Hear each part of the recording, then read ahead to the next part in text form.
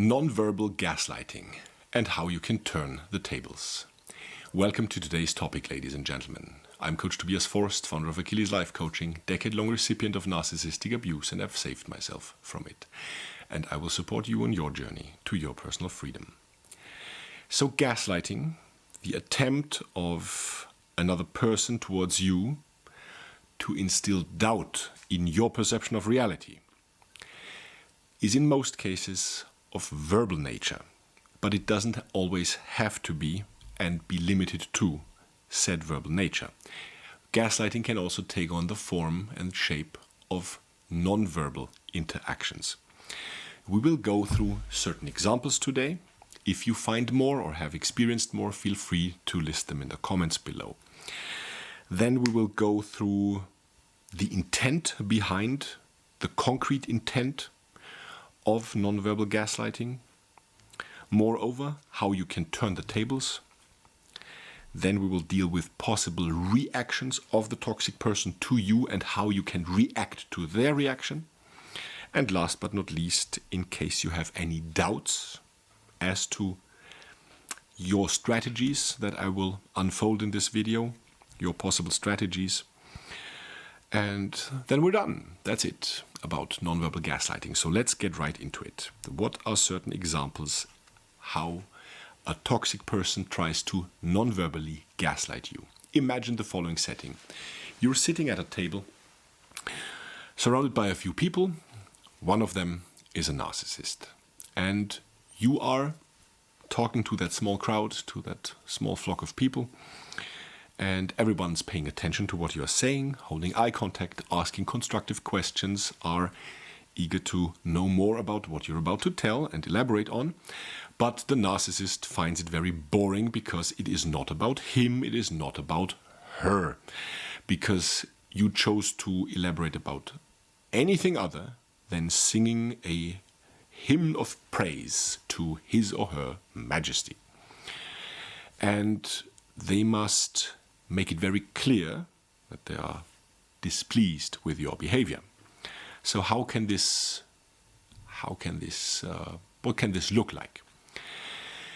Imagine you're talking and the narcissist is among that crowd and he or she just starts to just take it. When I say he, it's she as well. So he just starts looking around somewhere else, and the blackbird in the trees over there is much more important and interesting than what you have to say, or the tapestry at the wall seems to be highly intriguing, but not what you have to say, obviously. Another move can be taking out the cell phone, looking at it, having some physical interaction with the phone, so to show you that they are really much more enveloped in interacting with the cell phone instead of listening to you. Moreover, a very peculiar look at one's fingernails, because it's much more important to remove the non-existent dirt underneath the manicured fingernails than listen to you, of course. And there's also the possibility of looking at the watch, yawning. If they want to be very impolite and show you really how boring it is what you have to say right now, it will be without hands. It's just like open mouth, a gaping maw of boredom. And this sums it up, what non-verbal gaslighting can look like. What's the intent behind it? How does this aim at manipulating your perception of reality? It is supposed to instill doubt in you regarding the obvious lack of importance of what you actually have to say. So what you have to say is simply not important according to them. And you must believe this. It is about instilling doubt in you regarding the sense of what you're saying. Maybe you haven't really thought critically about it. Maybe you've just been too superficial in your analysis, regardless of the topic, is the doubt that you shall have.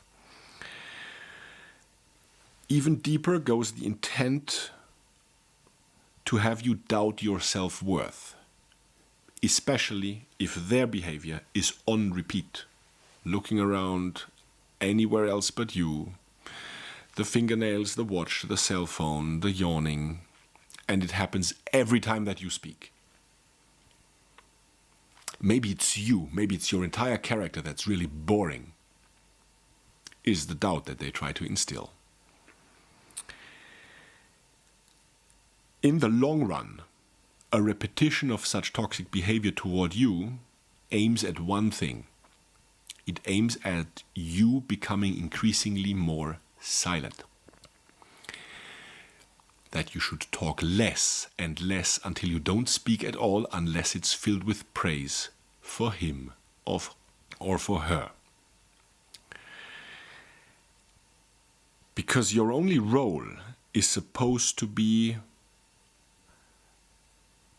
a resonance body to whatever they have to say. And you are to pay time, attention, and validation. So, how can you turn the tables? Before we go into that, I would like to give you a brief description of a different subject with a high correlation to what we are discussing today when it comes to non-verbal gaslighting. Imagine at the street corner over there, there's a man. You walk over to him and slap him in the face. That's scenario 1. Scenario number 2. There's a man at the corner of the street over there, and he's physically trying to harm another man right next to him.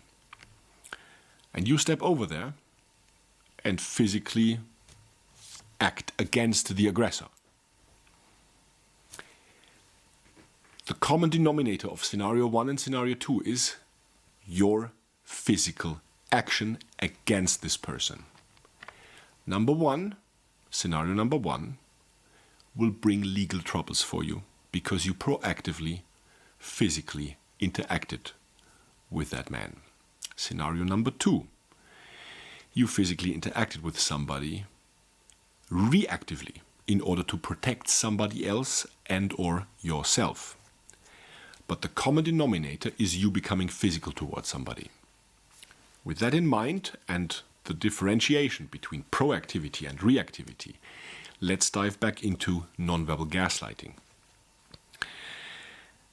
So, how can you turn the tables? You can use the very same methods. Same setting, a few people, all of you are quiet, and the narcissist is on one of his or her verbal, self-indulging grandiosity speeches and or victimhood talks for the past 10 minutes. And you're fed up. And now you start looking around because the blackbird in the tree is much more important and interesting, or the tapestry over there is much more appealing than what he or she has to say. You can start looking at your fingernails in a very obvious and evident way. You can pull out your cell phone, write a message or write a note of whatever, write down blah, blah, blah, blah, blah, because it's just as accurate as what you can hear from the narcissistic interlocutor. Look at the watch, and in addition to that, you can start a quiet conversation with somebody next to you. These are your gaslighting options, of a reactive nature, that you have at your disposal. Arrows in your quiver that you can fire or not, according to your choosing. So what reactions can you expect, or what type of reaction can you expect? The narcissist might be very eager to haul you back in, to reel you back in by becoming a bit, like elevating the way they speak, becoming a bit louder, so that increase in sound volume might cause you to look back at him and follow these wisest of words. Or they might even go as far as, depending if they're fed up enough with you and you not paying attention, validation to them, that they actually verbally try to shame you in front of everybody. That's not very polite, that you don't listen to me when I speak. Another type of reaction. Now, how can you react to these types of reactions?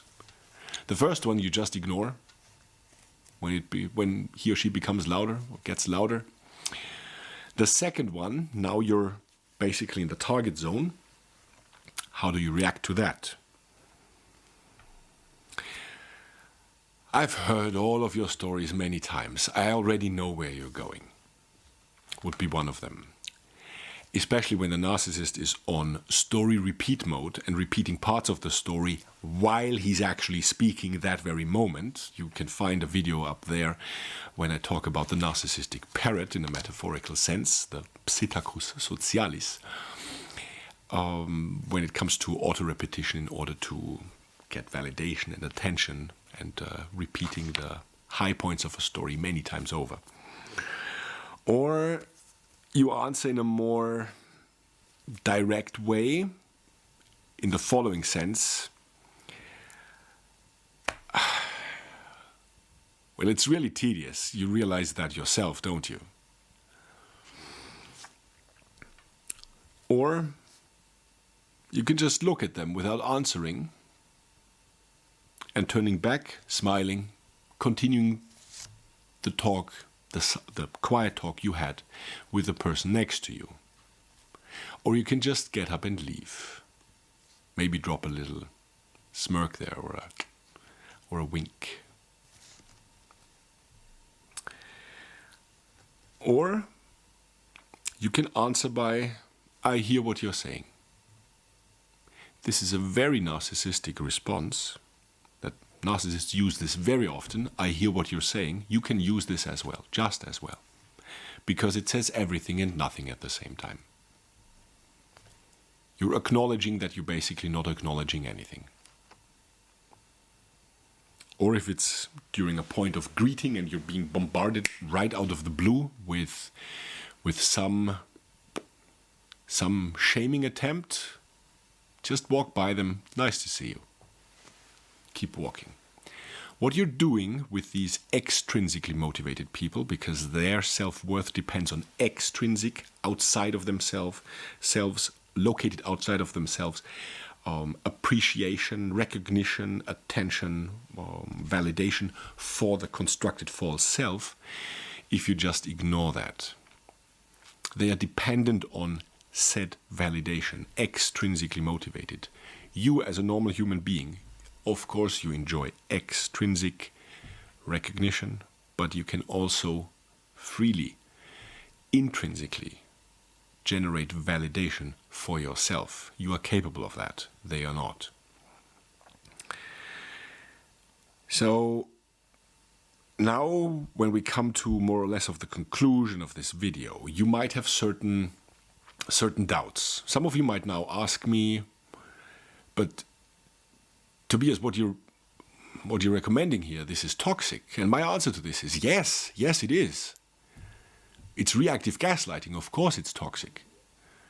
And you have every right to use it, just as you have to reactively use your martial arts skills, regardless of the level, in order to protect somebody else or yourself. And this is the purpose that this reactive gaslighting, you turning the tables, primarily serves. Self-protection. Protection from what exactly? Protection from being lulled into compliance again, and protection against them trying to instrumentalize you for being narcissistic supply. Because what you're achieving by reactively gaslighting them non-verbally is that you make yourself very unattractive. But it might well be that you have to repeat this many times over. By you not engaging with them, by you turning off time, validation, attention, by looking elsewhere, at the fingernails, at the phone, somewhere else, talking to someone, getting up and leaving, you are shutting down that metaphorical liquid that is called narcissistic supply. And they have to look for someplace else, somebody else, where they can drink from. And you have the very right to protect yourself. That said, ladies and gentlemen, keep an eye out for non-verbal gaslighting. You can easily turn the table, and don't you have a guilty conscience if you use it, because it is, according to mental point of origin, for you in your own interest, should you choose to do so. And the choice, as always, is entirely up to you. Be your own hero and be your own heroine. Thanks for watching. I'll see you next time.